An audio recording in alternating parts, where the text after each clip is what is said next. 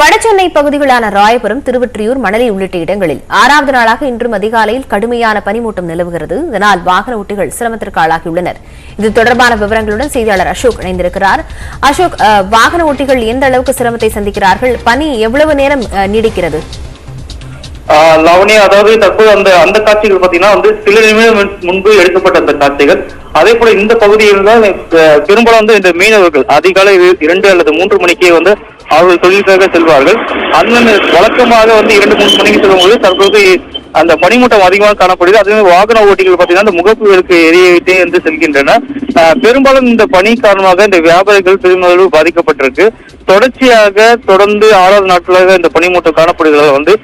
பார்வை அதே போல 100 மீட்டர் தொலைவிலே பார்வை காணப்படுகிறது. அனைத்து வாகனமே மிக மெதுவாக செல்கின்றது.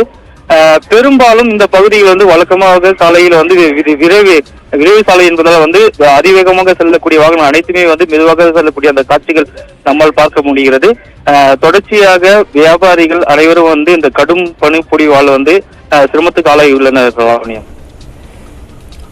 விவரங்களுக்கு நன்றி அசோக்.